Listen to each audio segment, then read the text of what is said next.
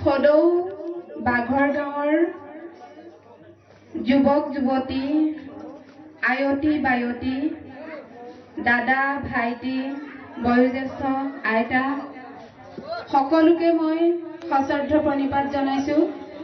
আজি এই পবিত্ৰ ক্ষণত মহাপুৰুষ শংকৰদেৱৰ তিৰুভাৱ তিথি তথা ভাৰত ৰত্ন সুধাকণ্ঠ ডক্টৰ ভূপেন হাজৰিকাদেৱৰ জন্মতিথি একেলগে সমন্বিত হৈছিল।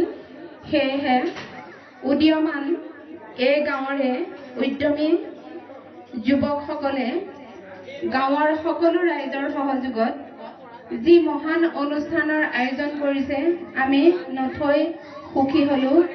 দূৰৰ পৰা নিমন্ত্ৰণ পোৱাৰ লগে লগে আহি উপস্থিত হৈছোহি।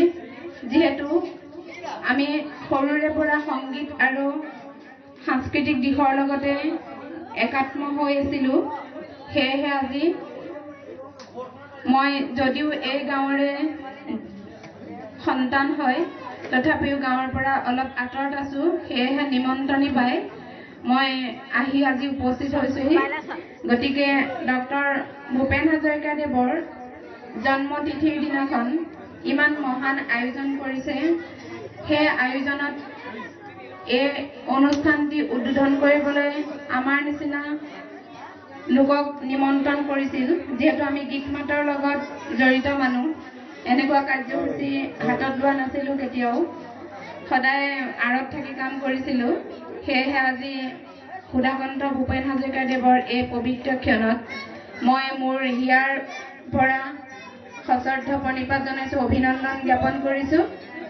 তেখেতৰ জন্ম তিথিটো যিহেতু আমাৰ কি বুলি ক'ম, গণশিল্পী যিহেতু জাতীয় হৈ থকা নাই তেখেত, সকলোৰে ভাৰতৰ পৃথিৱীৰ গোটেই চাৰিওফালে তেখেতৰ গুণগান বিয়পি পৰিছিল। আৰু যাৰ কাৰণে আমি উত্তৰ পূৰ্বাঞ্চল চিনাকি হৈ আমি ভাৰতবৰ্ষ আৰু পৃথিৱীত ধৰা দিব পাৰিছিলোঁ সাংস্কৃতিক জগতত, যিহেতু ভূপেন হাজৰিকাৰ কাৰণে। গতিকে আমি উত্তৰ পূৰ্বাঞ্চলত যে এনেকুৱা বৃহৎ অঞ্চল, বৃহৎ এখন দেশ আছে, পশ্চিমৰ দেশবোৰে নাজানিছিল। সেয়েহে এখেতৰ যি অৱদান আমাৰ গোটেই সমগ্ৰ পৃথিৱীবাসীক বহুত ভাষাৰে তেওঁ ছটিয়াই থৈ গৈছিল। সেই ভাষাৰ, সেই গীতৰ অধ্যয়ন আৰু গীত চৰ্চা কৰি আজি আমি নৰ্থ ইষ্টত, উত্তৰ পূৰ্বাঞ্চলত আমি যে এনেকুৱা সাংস্কৃতিক মনোবৃত্তিৰ এখন বহল ধনী সাংস্কৃতিক দেশ আছে, সেই দেশৰ কথা আমি ভূপেন হাজৰিকাৰ দ্বাৰাই পৰিচিত হৈছিলোঁ। সেয়েহে আমি তেখেতৰ শ্ৰীচৰণত প্ৰণিপাত জনাইছোঁ। তেখেতৰ আজি জন্ম উৎসৱটি আমি যিদৰে পালন কৰিব লাগিছিল হয়তো সেইদৰে পৰা নাই, কিন্তু যি কৰিছে এয়া মহান কাৰ্য। গতিকে এই কাৰ্যসূচী মই আজি আগবেলা মই নিজৰ সংগীত বিদ্যালয় ডান্স একাডেমীৰ কাৰ্যসূচী পালন কৰি পুনৰ আহি আকৌ এই কাৰ্যসূচীত অংশগ্ৰহণ কৰিছোঁহি। বহুত ভাল লাগিল। গতিকে আজি মই এই আপাহতে সাংস্কৃতিক জগতৰ প্ৰতিভূ ভূপেন হাজৰিকা ভাৰত ৰত্ন, তেখেতৰ ইমানেই উপাধি চৰকাৰৰ ফালৰ পৰা, সমাজৰ ফালৰ পৰা গ্ৰহণ কৰিছিল, পাইছিল, আমি ভাষাৰে প্ৰকাশ কৰিব নোৱাৰোঁ।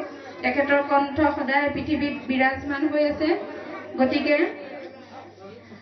আজি মই এফাকি তেখেতৰ গীতৰ কলিৰে মই অনুষ্ঠান শুভ উদ্বোধন হৈছে বুলি ঘোষণা কৰিম। ধন্যবাদ। মানুহে মানুহৰ বাবে যদিহে অকণো নেভাবে, অকণি সহানুভূতিৰে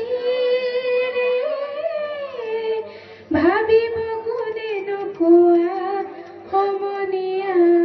মানুহে মানুহৰ বাবে যদিহে অকণো নেভাবে, অকণি সহানুভূতিৰে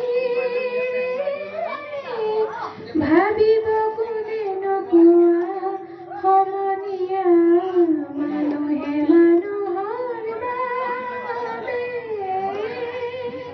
ধন্যবাদ। আমি পৰৱৰ্তী কাৰ্যসূচীলৈ আকৌ